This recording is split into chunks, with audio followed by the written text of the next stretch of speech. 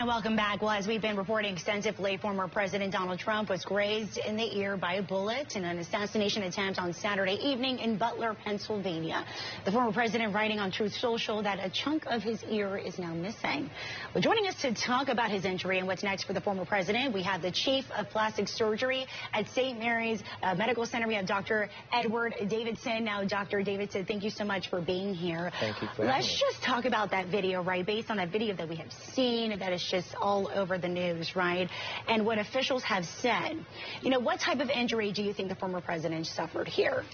Well, I think the challenge of a gunshot wound or a ballistic injury is that it's a combination of different types of injury. So you have the penetrative injury, you have the blunt force injury, you have the blast, and you have what's called blast vasospasm, which can cause issues with the blood supply over a few hours or days, and then you actually have a burn as well. So it can be quite complex, and in the context of the ear itself, we think we have skin at the back of the ear, skin on the front of the ear, and then there's cartilage in between.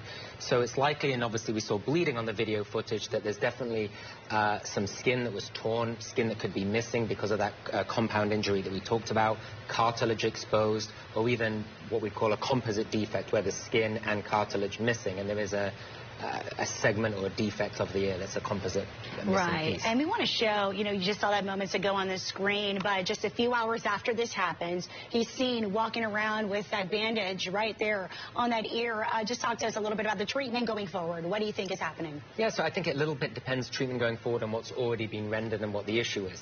I mean, it's likely at the time it was washed out. If there was a tissue that was non-viable, that would have been removed, and then any skin that could be closed would be closed.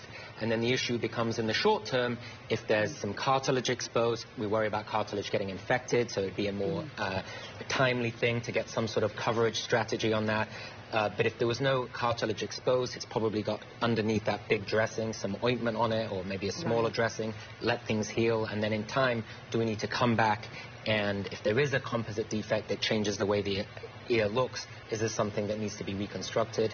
Is that something that's a relatively small defect where we could do some sort of geometry that would move the tissue around and get that contour improved, or is it something that's a bit bigger that needs cartilage brought from somewhere else, the other side, an off-the-shelf cartilage product, and then covering that with skin, which may be flipping that from the back of the scalp onto the ear? That might be a couple of stages of surgery. Or he could always just accept that it's all healed, it doesn't get infected, and everything heals up, and he just has an ear that looks different.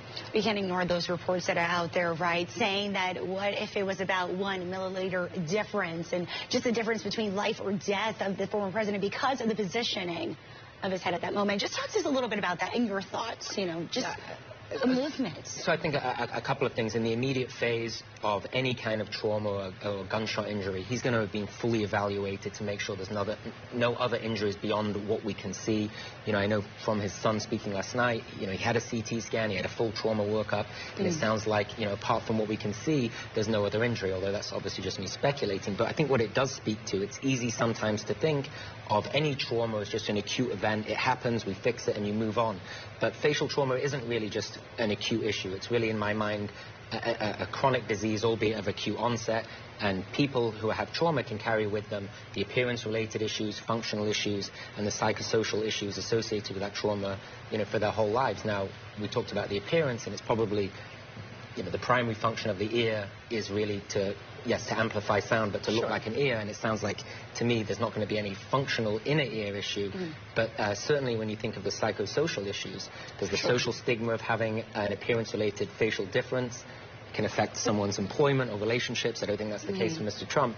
But certainly the psychological impact of an experience like that, not just having an appearance-related difference of your face, but the manner in which it came about, of an assassination attempt, is certainly something that I think is going to maybe a consideration for some sort of psychological treatment going forward, so he can make sure that, you know, he's mentally well. Obviously, he's a very mentally tough person, but there's so many factors here. It's recovering physically, and it's important to talk about the mental health impact, you know, as well of the injury. And we'll end it there. Dr. Davidson, thank you so much for being here, for talking to us about this. Such an important topic. Thank you.